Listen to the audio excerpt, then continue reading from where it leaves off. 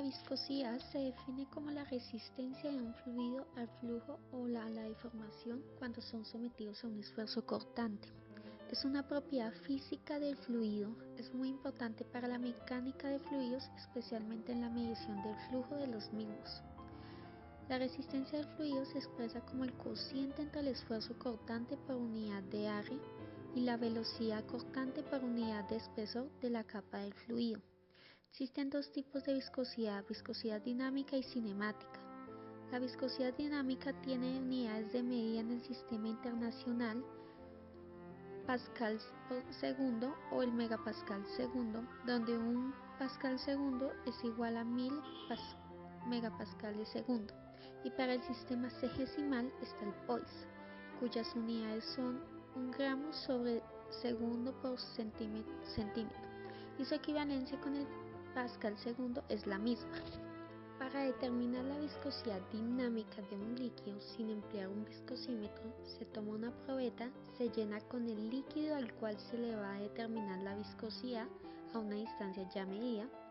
Se debe conocer la densidad y volumen de la esfera y determinar la velocidad con que la esfera baja por la probeta. Se reemplazan los datos obtenidos en la ecuación de la viscosidad, que está dada por 2 veces la densidad de la esfera menos la densidad del líquido por la gravedad por el radio al cuadrado de la esfera dividido 9 por la velocidad que tarda la esfera en desplazarse. El resultado obtenido se da en POIS, kilogramos sobre metros por segundo. En el caso de la viscosidad cinemática, este es el cociente entre la viscosidad dinámica y la densidad del fluido. Las unidades de medida en el sistema internacional son el metro al cuadrado sobre segundo y en el sexagesimal es el centímetro al cuadrado sobre segundo, conocido como Stock. La viscosidad cambia según la naturaleza del fluido. Estos se clasifican como fluido newtoniano. Son aquellos fluidos cuya viscosidad no varía en condiciones dadas, sin importar la velocidad de cizalla o la aplicación del esfuerzo cortante. Para los fluidos no newtonianos, su viscosidad no es constante, ya que se ve afectada por factores como la presión, velocidad de cizalla, temperatura y tiempo de cizalla. Algunos fluidos no newtonianos son la crema de dientes y la salsa de tomate. Al aumentar la temperatura, la viscosidad de los líquidos tiende a disminuir, mientras que con la presión tiende a aumentar. Es importante analizar la estructura molecular de las sustancias. Para fluidos con una corta cadena molecular como el agua, metanol, estos se comportan como fluidos newtonianos, mientras que los fluidos con largas cadenas como los polímeros se comportan como fluidos no newtonianos. Tipos de viscosímetros. Para determinar experimentalmente la viscosidad de los fluidos existen varios tipos de viscosímetros: capilar y rotacional. El viscosímetro capilar es el más empleado. En este el fluido pasa por un tubo donde hay una distribución de velocidades de tipo parabólico, donde la velocidad en las paredes es de 0, mientras que en el centro se observa una velocidad máxima. En el caso del viscosímetro rotacional, este trabaja en un rango de 10 a 100.000 megapascales. Tiene 4 utensilios de rotación. El más grande se utiliza para viscosidades bajas y trabaja entre un rango de 1000 milipascales. El segundo trabaja hasta 5000 milipascales por segundo. El tercero alcanza un rango de 20.000 milipascales por segundo. Y el último y más pequeño alcanza un rango máximo de 100.000 milipascales por segundo. Para realizar una medición se introduce el utensilio a una profundidad óptima y encendemos el viscosímetro. Para determinar la viscosidad absoluta, debemos tomar la lectura del viscosímetro y multiplicarlo por la constante. Para obtener la constante nos guiamos de la siguiente tabla. Si el utensilio empleado es el primero y la velocidad de giro es de 12 giros por minuto, obtenemos nuestro factor de conversión, que es 5, que representa el rango de medición. Para la lectura del viscosímetro se tiene en cuenta que este está en una escala porcentual. En el líquido ya medido el resultado es del 59% y el rango de medición es de 500 milipascales. Los instrumentos que pueden ser utilizados para la medición de la densidad son los siguientes. Densímetro es un instrumento que sirve para determinar la densidad relativa de los líquidos sin necesidad de calcular antes su masa y su volumen. Es importante debido al hecho de que la densidad es una propiedad característica y su valor puede emplearse para efectuar una primera comprobación del rango de pureza de una sustancia líquida. Su funcionamiento se basa en el principio hidrostático de Arquímedes, que establece que cualquier cuerpo sumergido en un líquido experimenta un empuje hacia arriba igual a la masa del líquido desalojado. El densímetro tiene una parte inferior en forma de ampolla llena de plomo o mercurio que provoca que el líquido se sumerja parcialmente y flota por sí mismo en la disolución a medir. Cuando está sumergido, la varilla graduada se eleva verticalmente para dar una lectura de la escala. Los densímetros deben calibrarse según el tipo de líquido que hay que analizar y una temperatura dentro del rango de 4 a 20 grados centígrados. Pueden existir densímetros para medir densidad de líquidos específicos, como lo son el lactómetro. Se utiliza para medir la densidad de la leche y así conocer la calidad de la misma. La densidad específica de la leche varía entre 1.027 a 1.035. Sacarómetro. Mide la cantidad de azúcar de la melaza. Salímetro. Mide la densidad específica de... Pignómetro es un instrumento de medición cuyo volumen es conocido y permite conocer la densidad o peso específico de cualquier fluido, ya sea líquido o sólido, mediante gravimetría a una determinada temperatura. Para los líquidos poco viscosos se utilizan pignómetros de vidrio de 10 a 25 mililitros. Normalmente, para la determinación de la densidad de algunos productos especiales como las pinturas, se utilizan pignómetros metálicos cilíndricos. Para los sólidos en estado de material particulado se usan pignómetros sin tapa, de acero inoxidable de forma cilíndrica de 25 a 50 mililitros que se llena hasta el tope. Para líquidos menos viscosos, menores a 20.000 CPS, se utilizan pignómetros de vidrio de boca ancha, usualmente de 25 a 30 mililitros de capacidad. El frasco se pesa vacío, luego lleno de agua y luego lleno del líquido problema. La densidad de este puede calcularse sencillamente. Para llenar el pignómetro se quita el tapón esmeralizado, que está hueco o perforado. Se añade la muestra con una probeta pequeña, se llena el pignómetro con agua destilada y se tapa. El líquido subirá por el interior del tapón hasta el capilar. Puede ocurrir que incluso rebose, en cuyo caso se secaría cuidadosamente por fuera procurando que el líquido llene totalmente el tapón o que el exceso se pueda medir con el capilar. Así se determina el volumen de la muestra contenido en el recipiente. Algunos pignómetros menos precisos no tienen tapón, sino un cuello largo aforado. En este caso, el pignómetro se llenaría hasta el enrase marcado en el cuello y de esta forma se conocería el volumen del líquido. La masa del líquido se determina por diferencia entre la masa del pignómetro lleno y vacío, y la densidad del líquido será el cociente entre su masa y el volumen que ocupa. Para el caso de la densidad de un sólido cuyo tamaño ha de ser adecuado a las dimensiones del pignómetro pesado, el pignómetro con el sólido y rellenado con agua destilada, podemos obtener el volumen del sólido si además hemos calculado el volumen del pignómetro. Por otra parte, una vez obtenida la masa del sólido, podemos calcular su densidad. Balanza hidrostática es un tipo de balanza destinada al estudio del empuje ascensional ejercido por los fluidos sobre los cuerpos inmersos en ellos. Su funcionamiento se basa en el principio de Arquímedes y está especialmente concebida para la determinación experimental de densidades de sólidos y líquidos. La balanza hidrostática consta comúnmente de dos brazos, de los que cuelgan dos platillos. De uno de ellos se cuelga el objeto del cual queremos determinar su volumen y en el otro las pesas calibradas para determinar su masa. Una vez determinada se sumerge al objeto en agua destilada y se calcula de nuevo la masa del objeto. Una vez conocida esta diferencia de masas, aplicamos el principio de Arquímedes, que dice: todo cuerpo sumergido en un fluido experimenta un impulso vertical y hacia arriba equivalente al peso del volumen del fluido desalojado. Como la densidad del fluido, agua destilada, es 1 gramo sobre centímetro cúbico, simplemente aplicamos la fórmula de la densidad. La precisión de este método es cuestionable, ya que el error absoluto y relativo es alto. Aún así, fue un importante avance para el siglo XVIII. Medición radiométrica de fase. En la medición radiométrica, una fuente radiactiva débil emite rayos gamma colimados. Como fuente se utilizan principalmente un isótopo de cesio de 137 o cobalto de 60. Un detector especial situado en la parte opuesta del depósito recibe la radiación. El cristal de centello transforma la radiación en destellos, cuya cantidad se registra y analiza.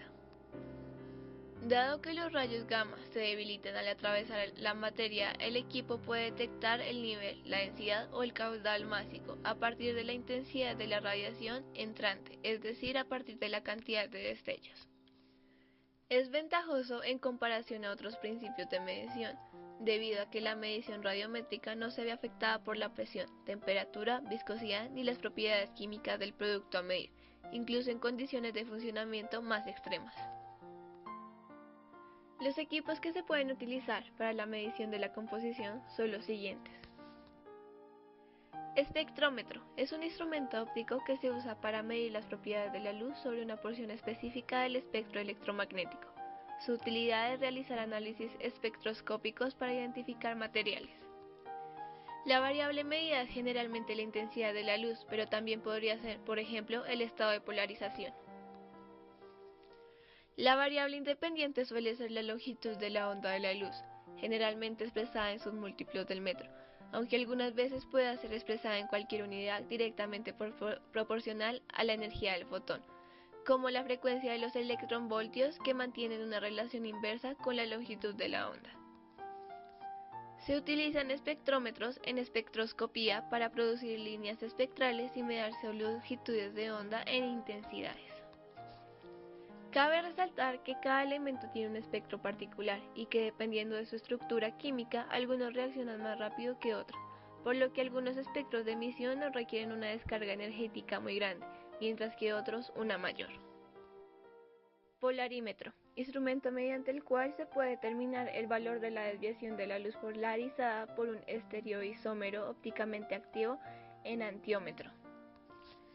A partir de un rayo de luz, a través de un filtro polarizador, se obtiene un rayo de luz polarizada plana, que al pasar por una portada muestras que contiene un antiómetro en disolución se desvía.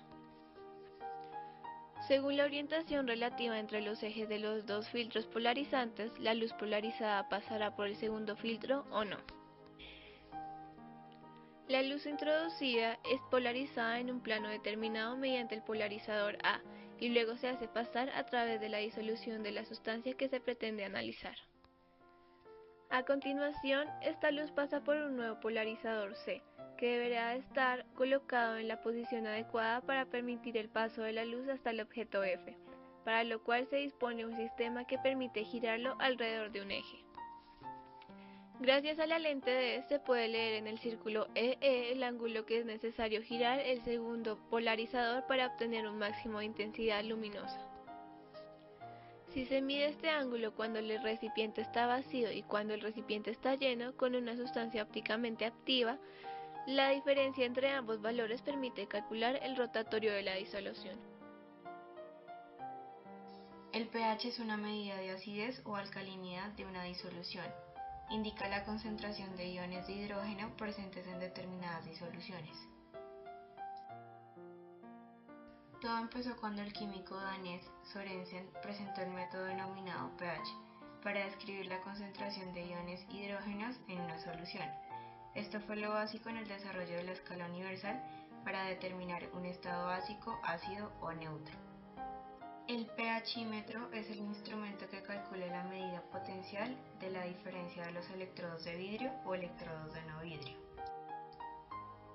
En el caso de los electrodos de vidrio, el elemento sensible al pH es una bombilla de vidrio que se fusiona con la parte inferior de un tubo de vidrio. El electrodo se llena con una disolución de fósforo clorhídrico amortiguado con un pH de 7 y contiene un alambre plateado que forma la conexión eléctrica. El sistema de referencia se encuentra en el tubo de vidrio de afuera, que también contiene un alambre plateado en la misma disolución previamente dicha.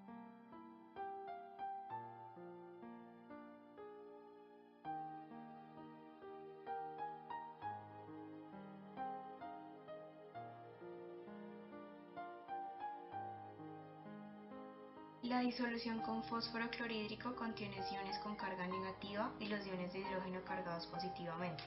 Cuando el sensor de pH se sumerge en este ácido, los iones de hidrógeno son capaces de penetrar la primera capa de la membrana del vidrio y los iones más grandes permanecen en la disolución.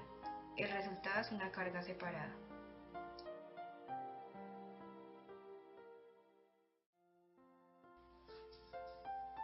El mismo proceso ocurre por dentro del sensor con la disolución neutra, que contiene una concentración constante de iones de hidrógeno.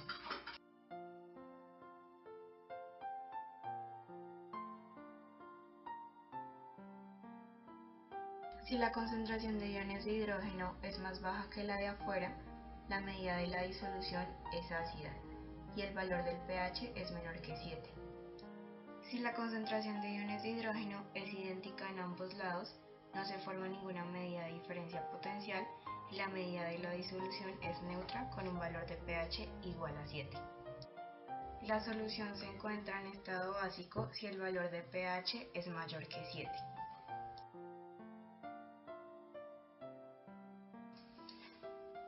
pHímetro con electrodo sin vidrio. El medidor de pH sin sensores de vidrio se basa en transistores de efecto de campo selectivo de iones. Contiene una capa sensible al pH a diferencia del otro. Los iones de hidrógeno formados en dicha capa ocasionan que la carga se separe del otro lado y como resultado el aire que hay se vuelve conductivo.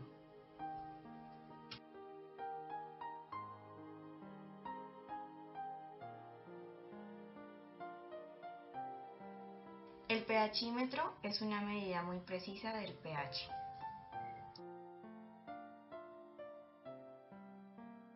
El método es utilizado para medir la concentración de iones de hidrógeno contenida en una sustancia o disolución mediante la escala de pH, la cual es clasificada en distintos colores y tipos. Dependiendo del color de la disolución del papel indicador o la tira rígida, se podrá determinar si el pH es básico, ácido o neutro. Para llevar a cabo este método existen tres tipos de instrumentos: indicadores líquidos, papeles indicadores y tiras rígidas indicadores del pH. El primero de ellos, indicadores líquidos. Las mediciones que se realizan con este instrumento son de tipo cualitativo, ya que al agregar 2 o 3 gotas del indicador podremos identificar si el pH se encuentra básico, ácido o cercano a la neutralización. Los indicadores empleados con mayor frecuencia son la fenolftaleína, amarillo de metilo, rojo de metilo. Papeles indicadores aproximados, universales y especiales. Los papeles indicadores de pH aproximados son la forma más sencilla que se emplea en este método, ya que determina con mayor facilidad un valor de pH orientador. Tiras rígidas indicadoras de pH son tiras con campos de celulosa en las que cada indicador de color está unido químicamente a las fibras de celulosa. Pasos para la utilización del método: sumergir la tira de papel indicador o rígida en una muestra. Proceder a esperar unos segundos.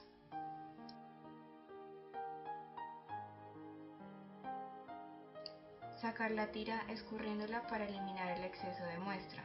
Con la identificación del cambio de color, comparamos con la escala de colores de referencia. En el caso de la tira rígida, el valor del pH es aquel en el que todos los campos coincidan con la escala de referencia.